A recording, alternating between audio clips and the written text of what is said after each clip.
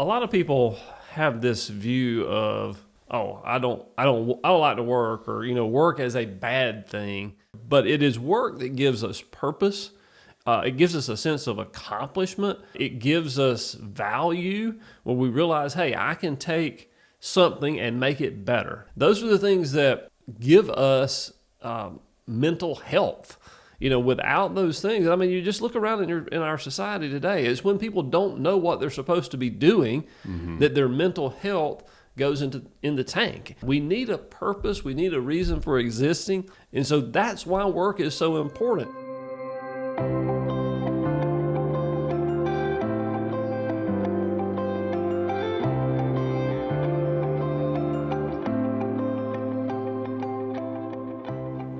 Hello, and welcome to the Innerfire Podcast. We're glad you're with us today. For the next two podcasts, we're going to be talking about work, what it means to live out the word in your work. And this is a very important series because we spend most of our time working. At least some of us do. Right. But, if you're a normal person, chances are you're going to spend most of your life, just from a time perspective, working, which means it's very important that this is something that we get right. But before we jump in today, I just want to make a note that this is a special podcast because it is our 50th episode of the Innerfire Podcast. Do you have any reflections on this journey, 50 episodes in? Yeah, I would just say, we never know for sure how the podcasts land on other people, what benefit they get out of them. Obviously, we get some feedback, but a lot of our listeners don't always give us feedback. But I can just say over the course of the 50 podcasts, they've been extremely helpful to me. They've been a blessing to me. Back when we were doing all the guests, just some tremendous stories, a lot of encouragement through those conversations. And then, the series that we're doing now just challenges us to live out the word in all these different areas of our lives. So it's just been a blessing to do it. We hope it has been a blessing to others. Yeah. Well, it's certainly been a blessing to me as well. I've learned so much from the podcast, not only from listening to the podcast, but also preparing the podcasts since I've been with Innerfire. Courtney and I reference the podcast all the time when we're just talking about spiritual matters. We'll remember something that someone has said or something that we discussed. So I'm very thankful, and I feel confident that it's had the same impact on others as well. So 50 episodes in, looking forward to 50 more. Amen. So, as usual, we want to start from a little bit more of an abstract, philosophical point. We want to ask a very broad question, which is, why do we work at all? And answering that question, obviously, is going to inform how we do that work. Now, there's something that's very obvious I just want to get out of the way, which is that we work to provide for our physical needs, things like food, water, shelter, clothing. These are all things that we need to live in the world, and we need money to obtain those things. And we get money by working, but is there anything more to it than that? We want to dive into the scripture and dig into that question. Yeah, that before we even address that question, let me just say something in general. From our podcast standpoint, what we're trying to do is to get people to realize that the Word of God informs every area of our life. We do not need to compartmentalize our lives. The person that we present on Sunday when we go to church needs to be we need to be that same person throughout the week with our family, at school, at work, our hobbies, whatever we're doing. And that's what we're trying to get across with the podcast. I would say there's no area of our lives that tends to be more compartmentalized from spiritual things than work. Mm-hmm. And so, excuse me, I think we have an opportunity today to help people understand that work should not be compartmentalized away from our spiritual lives. It is actually one of the greatest areas that we have to live out our faith and to put our faith on display for others to see, because oftentimes we work with people that are not in church, that don't have a particular faith perspective or a godly worldview.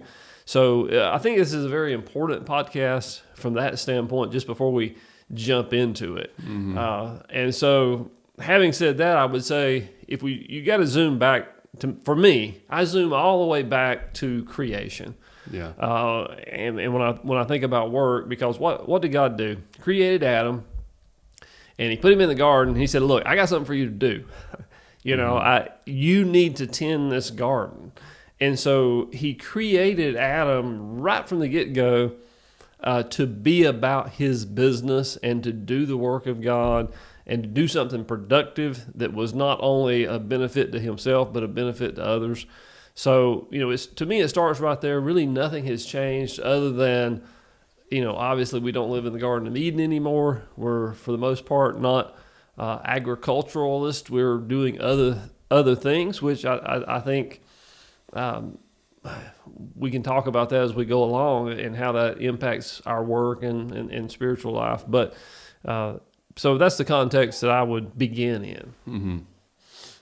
Yeah, the fact that we are no longer agrarian, I think that does impact the way we work. And I think that it biases us towards that compartmentalization, because more than ever now, the actual work that we do is more disconnected from the actual benefit that we receive. We receive benefit in the form of money, and money is a medium of value, but it becomes very unclear what the exact relationship is between what we do and the food that we put on our table and the house that is above our heads, when we don't prepare the food. We don't build the house. We don't sew the clothing. It's easy to just say, I just have to do this so that I can get my money and then go about my life, and not experience the entire process of going from having nothing to having something. We skip from money to completely prepared, ready to consume thing. But anyway, people use the phrase work-life balance.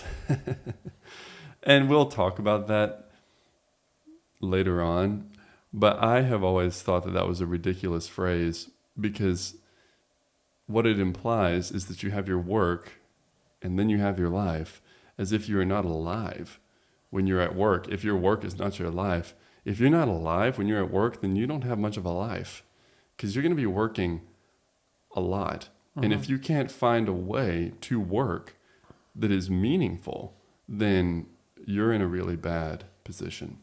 I think there's part of the challenge that we have today with work. You mentioned it. Back when most people lived on farms, there was a direct connection between the work I was doing and what I was going to have this winter to eat. Mm-hmm. And if I did not do that work in the spring, in the summertime, oftentimes I'd be hungry during the winter. I think there's a lot of other things that have changed that have made the compartmentalization of work a lot easier, and it just kind of being a means to an end. But if you think back to those days on the farm, there was a lot of, work with hands, work with kids, and a lot of it was, hey, what I'm doing is I'm going to leave this farm behind to my kids and grandkids. They're going to inherit this, and this is going to be their means of survival, if you will. Now, we don't hand houses down as a general rule. We don't hand jobs down. We don't hand skills down. We don't hand the land down. So there used to be a very much a connectedness to the work that we were doing to really future generations. And I think we've just lost that. Work has just become strictly a way to get a paycheck so that I can go live the rest of my life. And it's really a shame that is the case. And we need to try to reconnect what we're doing at work and just with our time in general to God's purposes and how what we're doing impacts other people. You mentioned that there used to be a more direct connection between the work that we did and, say, the food that we ate. You know, Scripture says that a worker's appetite works for him. Mm-hmm. He's driven on by his need.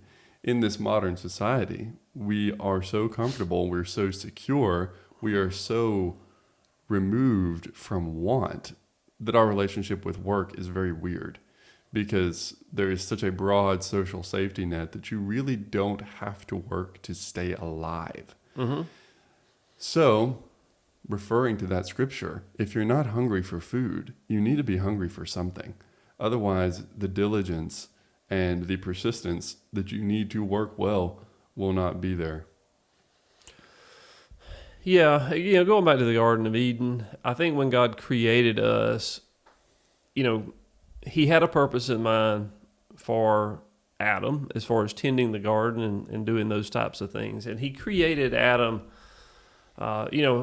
he told Adam to subdue the earth, right? There was a challenge laid out in front of him in order to be able to have that dominion over the earth. We had to figure out how the earth worked.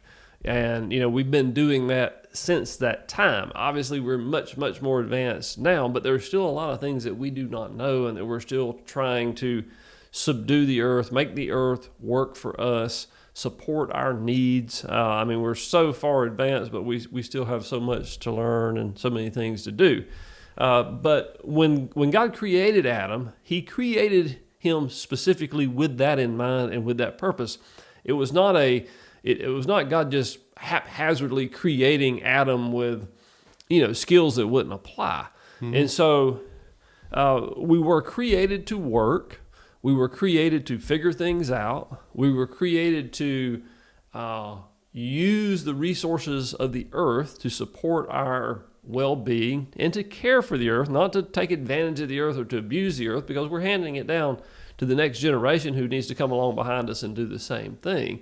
But God never intended Adam to sit in the garden and just contemplate life and go around and eat the fruits. He intended him to work and care for what was there.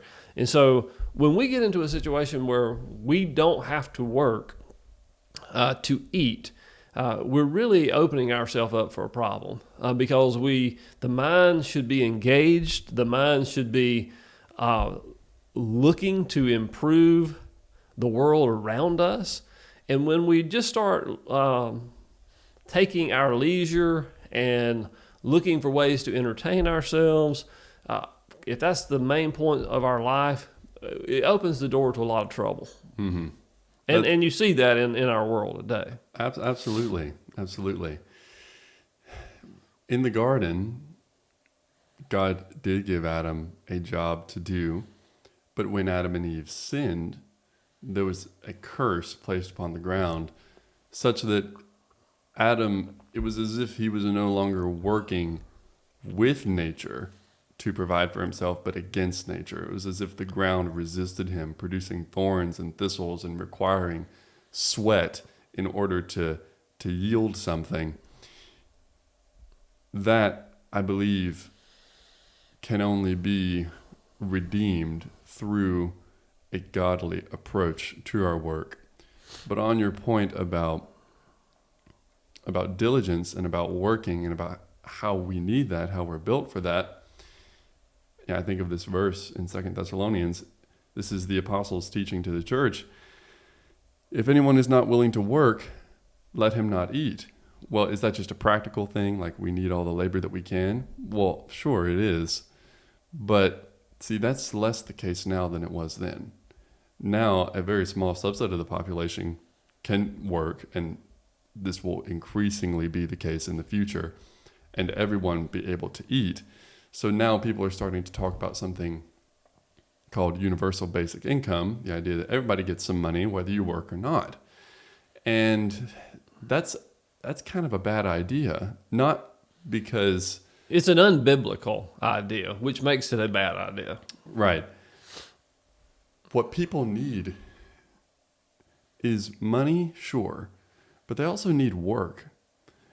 Universal basic income does not really solve the problem. The problem being the increasing complexity of our society, leaving the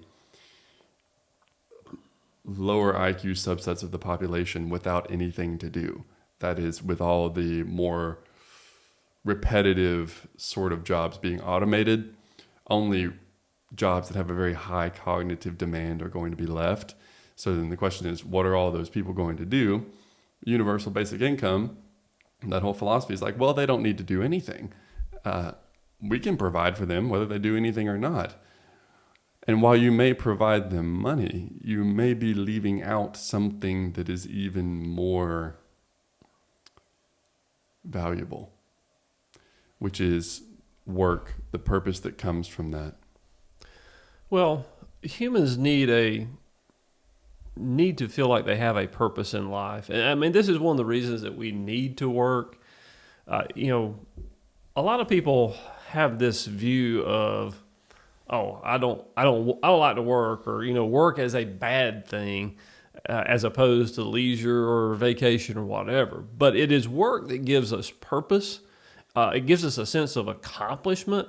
It gives us value when we realize, hey, I can take something and make it better. I can produce something. Those are the things that give us mental health. Without those things, I mean, you just look around in our society today. It's when people don't know what they're supposed to be doing that their mental health goes in the tank. It's when they're not having a productive job where at the end of the day they can look behind them and say, this is what I've accomplished today. Humans that are not accomplishing anything are miserable people. It's just the bottom line. We need a purpose. We need a reason for existing. Work is what gives us that in the vast majority of cases. And so that's why work is so important. It's not that we don't want to care for people, for sure, but when you just give a person a check, and I'd say this about whether we're talking about universal basic income or whether we're talking about your kids, you just give them a check, you're shortchanging them.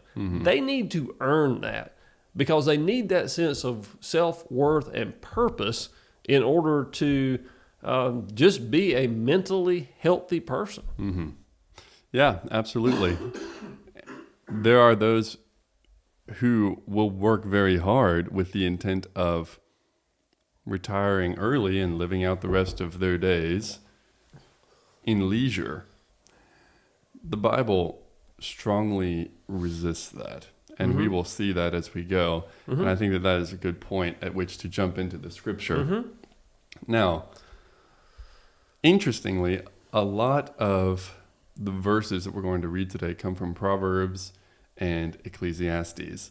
And I want to start in Ecclesiastes because there are some challenging verses in here, and even some verses that seem contradictory just at first glance. But I think that what they reveal is something that is very deep and very wise concerning how we ought to work. So, does work have any meaning? Vanity of vanities. All is vanity. Work is not excluded from that. This is one of the main points of Ecclesiastes. Ecclesiastes 1:3 says, "What does man gain by all the toil at which he toils under the sun?" 2:18, "I hated all my toil in which I toil under the sun, seeing that I must leave it to the man who will come after me." 2:20-22, "So I turned about and gave my heart up to despair over all the toil of my labors under the sun, because sometimes a person who has toiled with wisdom and knowledge and skill must leave everything to be enjoyed by someone who did not toil for it. This also is vanity and a great evil. What has a man from all the toil and striving of heart with which he toils under the sun?" Ecclesiastes 4:4 says, "Then I saw that all toil and all skill in work come from a man's envy of his neighbor. This also is vanity and a striving after wind. As you come from the womb, so you go again, naked you come into the earth and naked you go, from dust to dust. Mm-hmm. You don't get to take it with you. So then the question is, what then are we doing?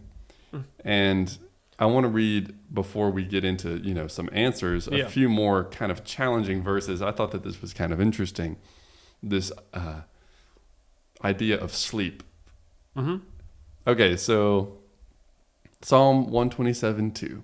It is in vain, that's a word that we've heard before, that you rise up early and go late to rest, eating the bread of anxious toil, for he, speaking of God, gives to his beloved sleep. That's very nice. Then Proverbs 6:9-11. How long will you lie there, O sluggard? When will you arise from your sleep? A little sleep, a little slumber, a little folding of the hands to rest, and poverty will come upon you like a robber, and want like an armed man. That's in Proverbs.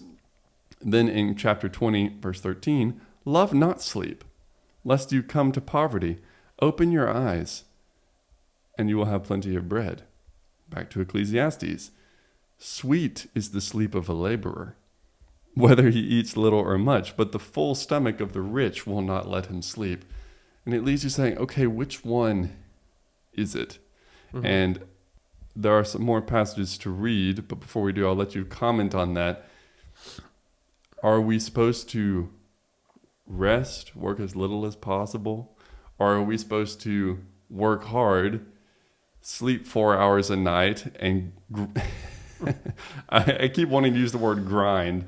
There's this like hustle culture that's currently active today, which we can get into later. Well, I think Ecclesiastes can be a picture for us of what it looks like working outside of the purposes of God.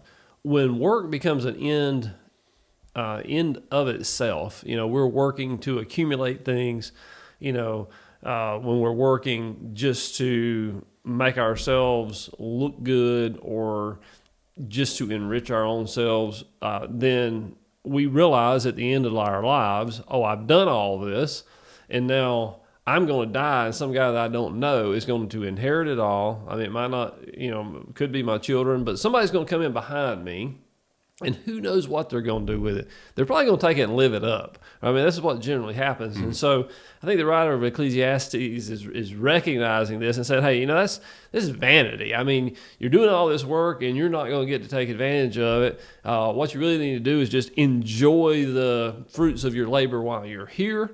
And I think there's something to be said for that. But it's when we disconnect our work from the purposes of God and we take God out of the equation that we lose the balance, that we lose the perspective, and that we lose the purpose of what we're trying to accomplish. So that'd be my answer. It's a disconnectedness, and I think when you put God in it, you do not become a sluggard. You're not sleeping all the time. You're not. To me, work is about stewardship. And when God gives us an opportunity, there's a lot of stories in the Bible relative to stewardship. And to me, the opportunities that are before us, the skills that we've been given, the talents that we've been given, are God saying, okay, look, I've placed this into your hand. Now, what are you going to do with it? And we can take it and we can just consume everything upon our own lust, which would be sinful. Or we can provide for our family. We can support our neighbors, our community, and our church. We can make life better for humankind. I mean, if you look at some of the early inventors and people that really moved things forward, they were trying to improve the life of humanity. And, that's really what our purpose is to push forward humanity, to make the people's lives that come after us better. Mm-hmm. And so, when we disconnect it, what we're doing from that, we wind up in a state of Ecclesiastes where everything is just despair and vanity and pointless. Right. Yeah, see, Ecclesiastes uses that key phrase over and over, under the sun. And his teachings on toil are not exempt from that. What does that mean? He's referring to that which occurs here on earth, that which is not nested in the spiritual, the eternal, that which is just here in the physical. Mm-hmm. Ultimately, that is vain because this world is passing away. Now, I think what you said is exactly correct, and it's reflected in this parable that Jesus tells. The land of a rich man produced plentifully. And he thought to himself, what shall I do? For I have nowhere to store my crops. And he said, I will do this. I will tear down my barns and build larger ones. And there I will store all my grain and my goods. And I will say to my soul, Soul, you have ample goods laid up for many years. Relax, eat, drink, and be merry. But God said to him, Fool, this night your soul is required of you, and the things you have prepared, whose will they be? So is the one who lays up treasure for himself and is not rich toward God.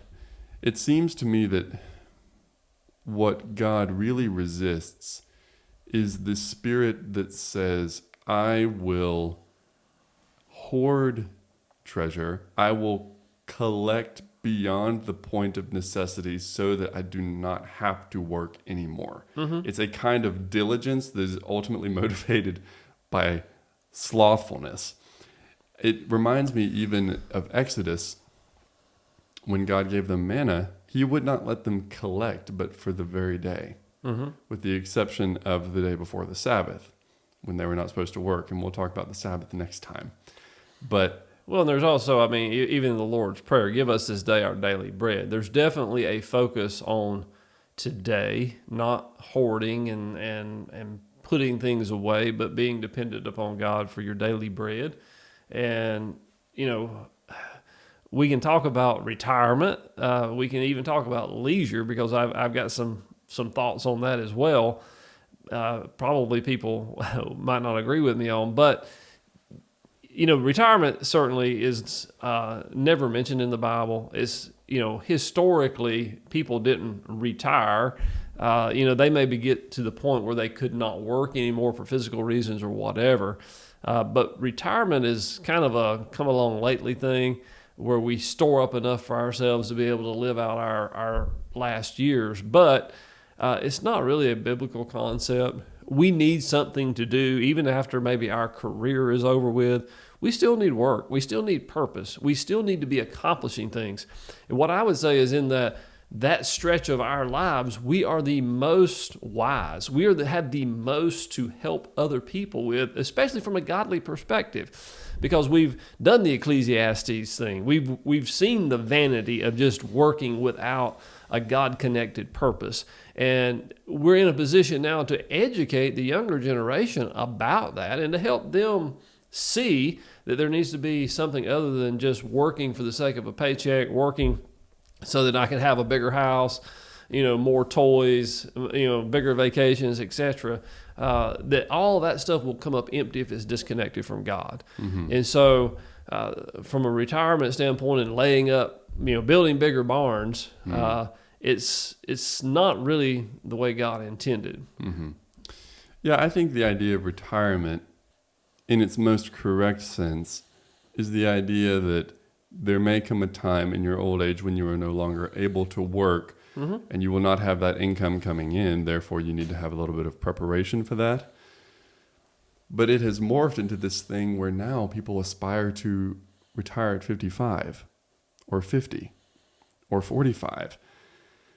And when they're, you know, clearly well able to work for decades to come, that I would say is not biblical. Well, I'm certainly not opposed and take this approach myself of, you know, we need to not be a burden on people to the best of our ability in our older age. And so it's nothing wrong with making preparations.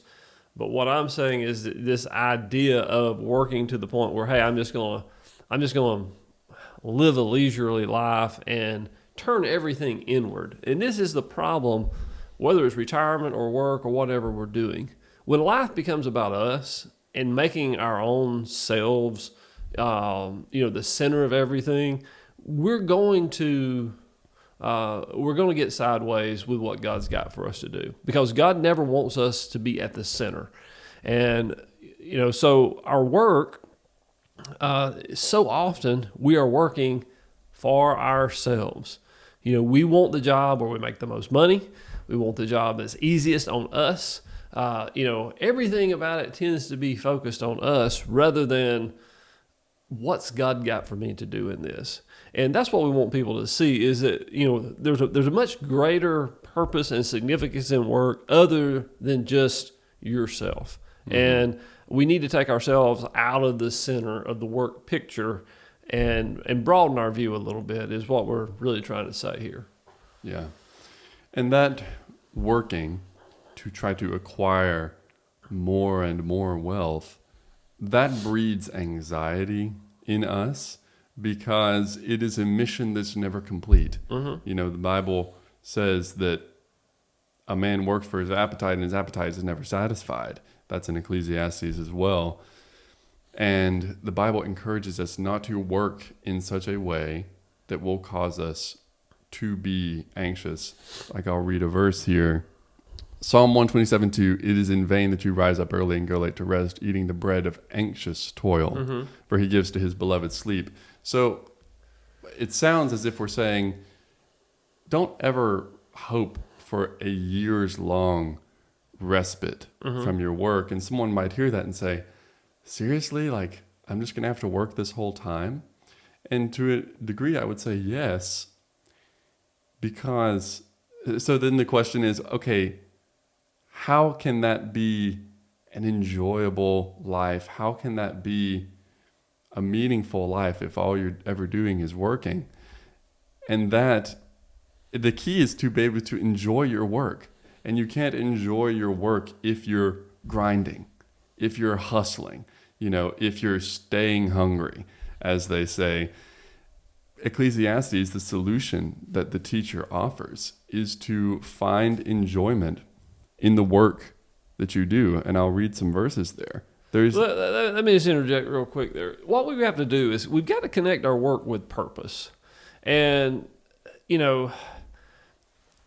work in the U.S. and in other places in the world, we've just lost why are we working? And it's just become about a paycheck. And so we've got to get back to connecting that with purpose. If you just even look at the business literature, what the great business minds will tell you is, look, everybody needs to be on the same page. We need to have a mission. We need to understand why we work. And when everybody in the company is coming together around a central purpose, and we're all striving to meet that purpose, then that's when work becomes something that's fulfilling, something that's enjoyable, when we can be working together on a team to accomplish a mission. So even the business gurus mm-hmm. of the day are basically using the biblical principle to say, look, you've got to connect your work with purpose in order to be successful. I'm a business owner. I've owned a business for several years. Before I owned the business, I tended to be a manager or supervisor at work. And there tends to be a thing at work of, okay, it's us against them. It's the ownership or the owners or the management are trying to see how much they can get out of the people for how little, mm-hmm. right? And vice versa. The workers are coming to work trying to see how big of a salary they can get for the least amount of work, which makes work something that it shouldn't be. We should be in it together. And there's always going to be a tension of, okay, how much does an owner keep for himself versus how much does he give back to his employees? How hard should an employee work for the salary that they've negotiated? How much of themselves should they give? There's always a tension there. But when the owners and the employees can all be on the same page, and all the workers together can be on the same page of, here's what we're trying to do. Here's what we're trying to accomplish. We're not just here to make a paycheck. We're here to improve the lives of those that we serve. And when we come with that mentality, it just changes the perspective of work. Work is not just, a task so that I can receive a paycheck. It's a purpose to serve someone. The work that we do, I constantly pray and constantly tell our employees, may we serve our customers well. It's not just to do something for them so they'll pay us. It's serving them. I mean, if we have that servant attitude, taking that in there, that will be in alignment with God's way for us to do things, because God's about serving others. Mm-hmm. And we do get the benefit of them paying us and rewarding us for our work, which then allows us to take care of ourselves. And so it's really not that difficult, but we mess it up by putting ourselves at the center, whether we're the owner or whether we're the employee, whether we're the customer. Sometimes customers are wanting to see just how much they can get for how little. And it's that greed of self that messes the system up.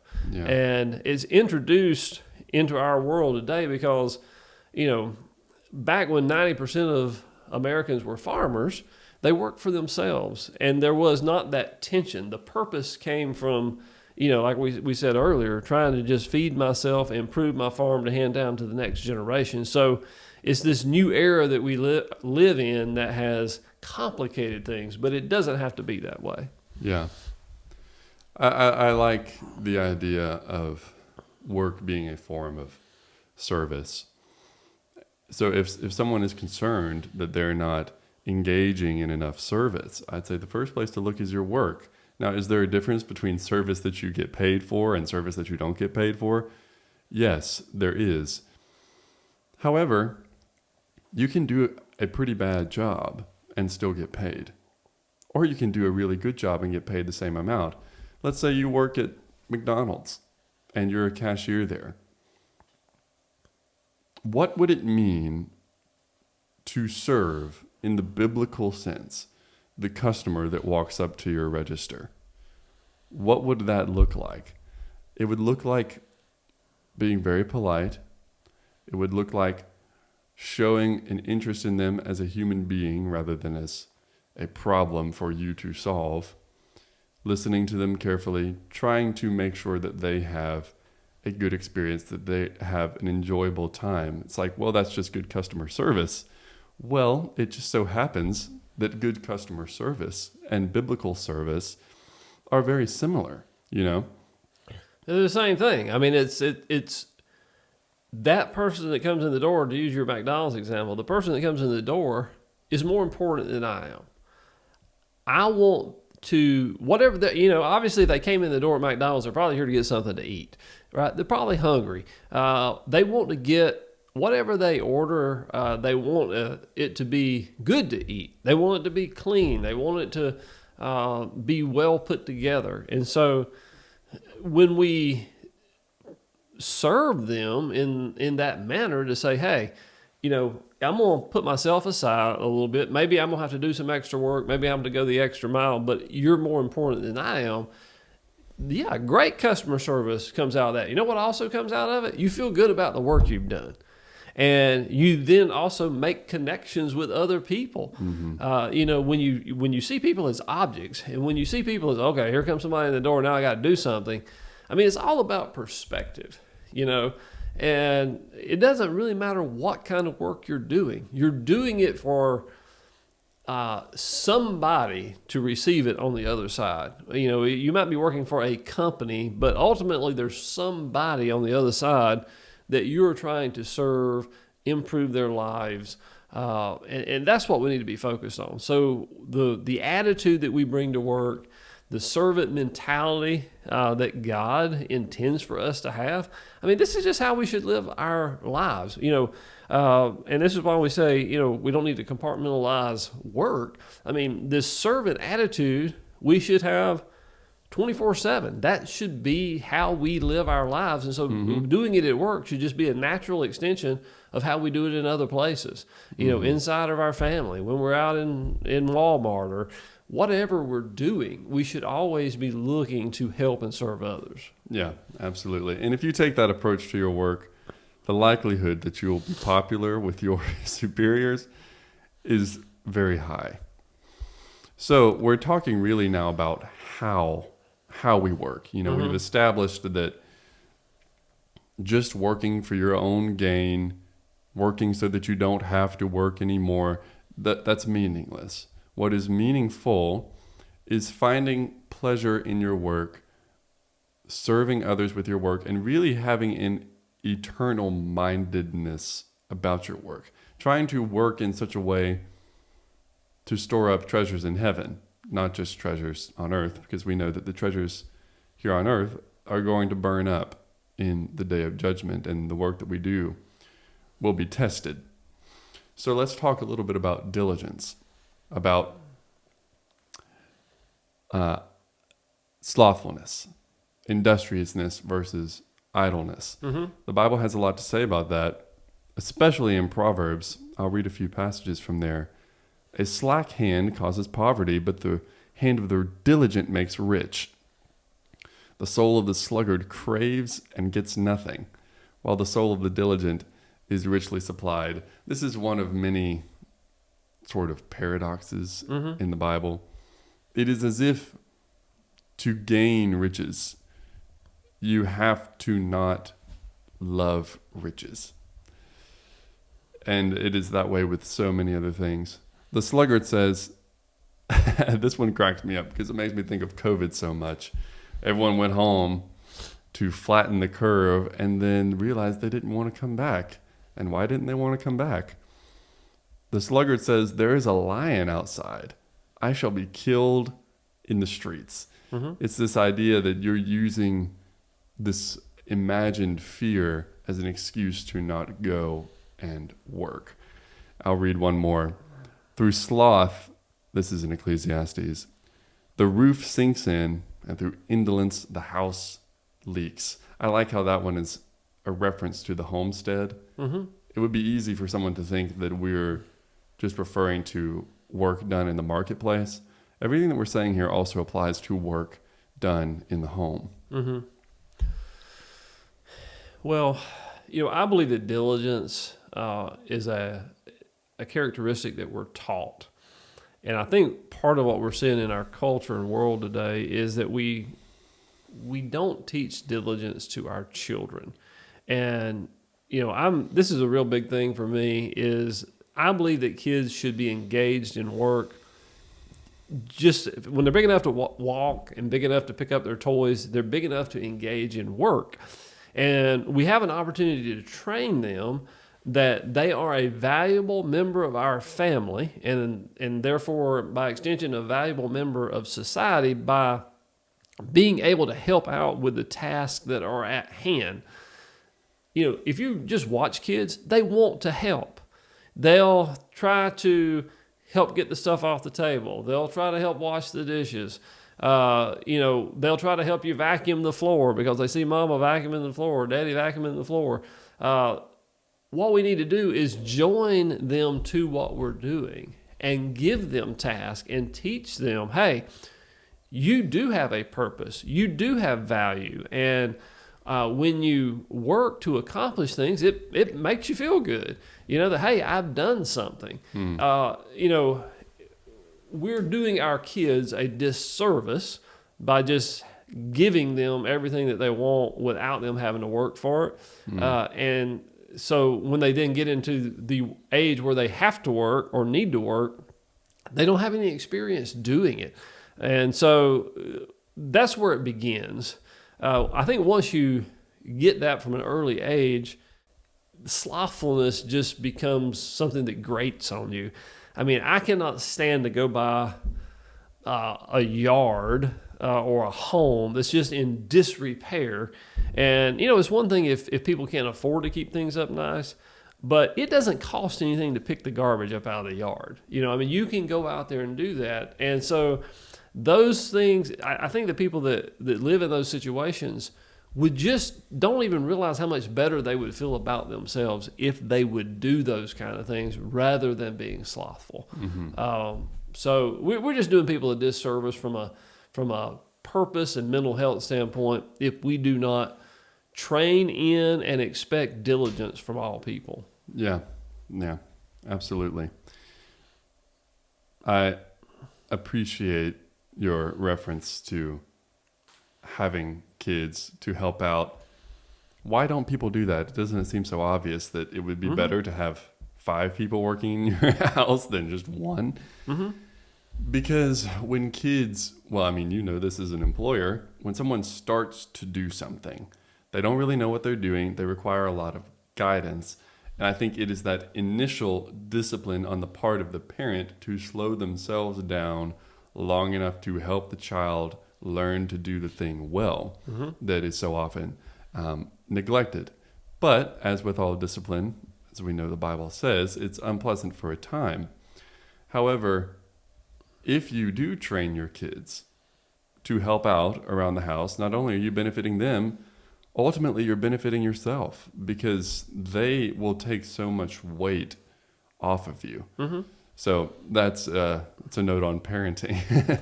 Yeah, I mean, we just came out of the series on family, but this is an important piece, is training your kids to work and be a productive member of the family. Before they're going to be a productive member of the workforce, they're going to be a productive member of the family. And if they're not a productive member of the family, they're probably not going to be a productive member of the workforce. You're just setting themselves. I mean, we talked about training up CEOs when we were talking about family.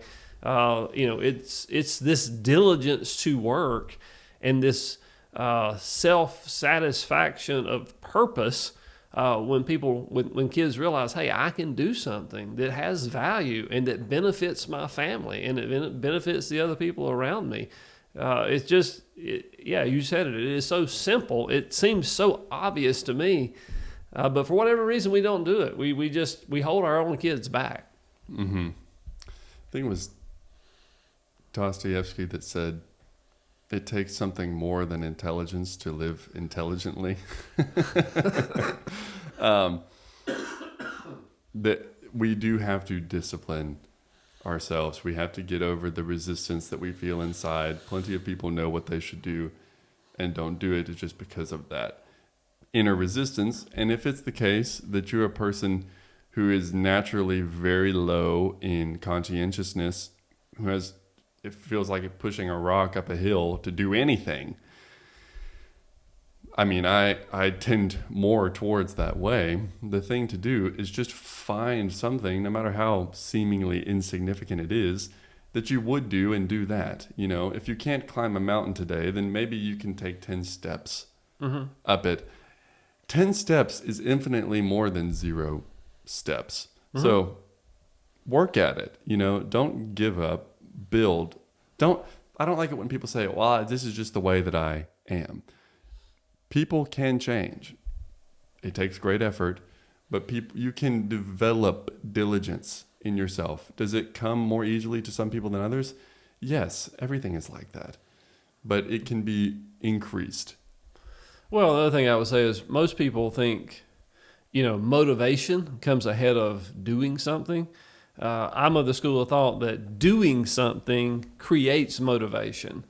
You have to, by force of will sometimes, say, I'm going to do this. I'm going to get up and do this. And then once you get up and do it and you see the result, that motivates you to keep doing it. And so there's a self-will piece that I believe is the initiation of doing something positive. And so it's not do you have motivation or not, it's do you have the self-will. And what I would say is it's a biblical thing. What we're talking about is living out the word. So not being diligent, being a sluggard is against what the Bible teaches us to do. Mm-hmm. And so, we need to keep that in mind. This is not just me and Andrew giving our opinions because we're strong work ethic people. It's the biblical model that we're trying to live out here. Mm-hmm. Mm-hmm.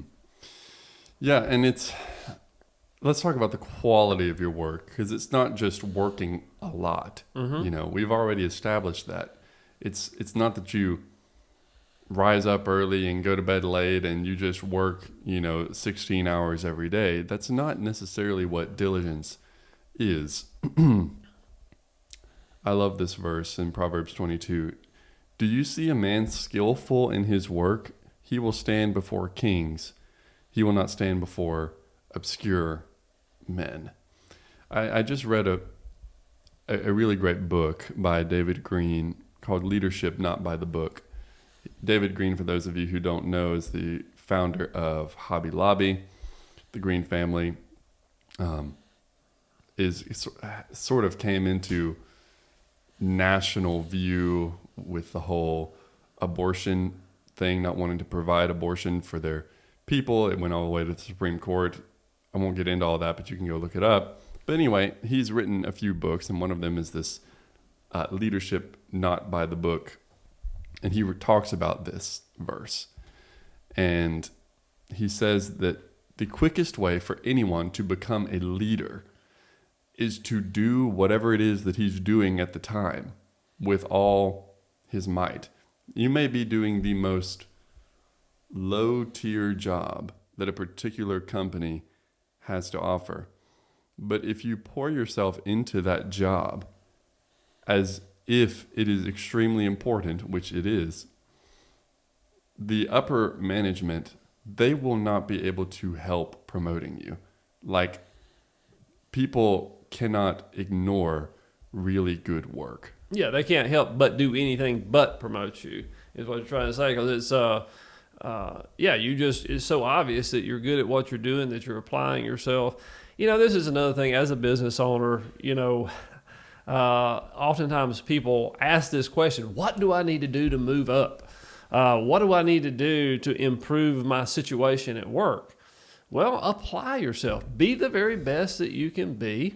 And not only do your work, but how can you help others do their work?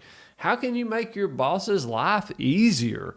I mean, these are the things that move you up into a better position at work, is by doing things diligently. I guarantee you will be recognized, especially in today's world, where doing that is becoming more and more rare. But it is important to know as a Christian that it is not for the praise of men that we work. And I want to support that with a few verses here. This has been a very important verse to me for a very long time. In Colossians 3, bondservants, obey in everything those who are your earthly masters, not by way of eye service as people pleasers, but with sincerity of heart, fearing the Lord. Whatever you do, work heartily as for the Lord and not for men, knowing that from the Lord you will receive the inheritance as your reward. You are serving the Lord Christ. For the wrongdoer will be paid back for the wrong he has done, and there is no partiality. What that verse says to me is that you should work as if God himself were your boss. If God was expecting you to have that report on his desk by Monday morning, would you have it there? Yeah, I mean, this applies, this is no matter what we're doing. I mean, do everything as unto the Lord. He's the one that has given us the opportunity. He's given us the skills. He's given us the health. He's given us the means to do it. So why not fully apply ourselves as unto him? Our lives are intended to bring glory unto God. We're not working just to glorify ourselves. What I said earlier about looking good to the boss so that you can move up. I mean, that's a natural outflow of things, but we really should be working because we are believers, because we want to represent Christ well. We are Christ's ambassadors in everything that we do, all the words that we say, all the work that we produce. We are representing Christ in that. So yes, we absolutely should do it as unto the Lord. Yeah, it's like we were saying earlier with riches. Do you gain riches through godly work? Yes, but godly work is not motivated by the gain of riches. The reason I think that's important is if you do work well, work hard, diligently, and then the boss does not recognize you, and he doesn't show you the appreciation that you think your work merits. If you don't get that raise, if you don't gain riches over a particular course of time, then it doesn't disturb your inner peace, because that is not what you were working for anyway. It's when you are working for those things, when you don't get them, that you become a bit of an ugly creature. And that is not pleasing to the Lord. Yeah, and I think it's, it would be fair to say that we are human. We tend to want the raise. We tend to want the promotion. Sure. It's not like we can totally divorce ourselves from those ideas. We are driven on by those things at times. But we need those things to be tempered by the spiritual reason that we're working. And if that is the case, then what you have said will be true. It's just so interesting when I look back over my own career and the people that I've worked with. It's those people that did not seem to care about those things that I most enjoyed working with. They just seemed to be doing the right thing and working hard and trying to accomplish something for some other reason. It was never solely about the money or the promotion or the recognition. You could tell there was a deeper purpose driving them underneath the surface. And those people are a real pleasure to work with, and I believe those people are a testimony to godliness when they do that kind of work. And I would just challenge our listeners, if you really want to gauge the degree to which you are motivated by pleasing men and by gaining riches, challenge yourself to do something in your company or just in your work that no one sees. Because it is the work that no one sees, good things that no one sees, that are the most pleasing to the Lord. And it makes me think of this passage in 1 Timothy. The sins of some people are conspicuous, going before them to judgment, but the sins of others appear later. In 1 Timothy 5:25 says, so also good works are conspicuous, and even those that are not cannot remain hidden. So the challenge is simply to test this verse. Do things in secret. Do things that are not meant to be seen by anyone, and see if the Lord does not bring them into the light. Yeah, I think that's good advice. And I think the challenge to people just in general would be stop and evaluate what you're doing from a work standpoint. What is your attitude toward it? Have you looked at your purpose in doing it? And if the purpose is just to earn a paycheck, then what are you missing? How can you connect what you're doing to the service of other people that will enrich their lives? And by so doing, enrich your own life and add a deeper meaning for what you're doing. I think if people will do that, it will enable them to do those things that you just talked about. Sometimes serving inconspicuously or doing hidden things or doing things that are not just as a means to get recognition. And so that's what we really want people to see. It's not complicated, but we just have to stop long enough to ask ourselves the question, what has God got for me in this? What has God put in my hand here? How can I be serving Him in the work that I am doing? What are those purposes? That's what we really want people to consider. Yeah. If you have that attitude toward work, if you look at each day as an opportunity to show the love of God to others through the work that you do with your hands, then you will not lie around in bed all day. And the sleep that you do have in the evening, having worked a good, hard day, will be very sweet, as the Bible says. Yeah, absolutely.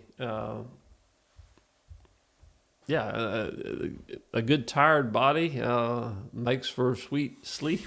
There's no doubt about it. And maybe not so much for our sedentary jobs, but you'll have to wait until we talk about health for us to really get into all of that. I think we're going to go ahead and wrap up for today. There is a lot more to be said about work. We haven't even touched on the Sabbath and other things like that, our relationships with our bosses, our coworkers, evangelizing, and other such things. You'll have to wait until part 2 to hear about all of that, but that's all for today. Thank you so much for joining us. If this podcast was a blessing to you, please do share it with a friend or give us a 5-star rating. That really helps us out. Until next time, God bless you.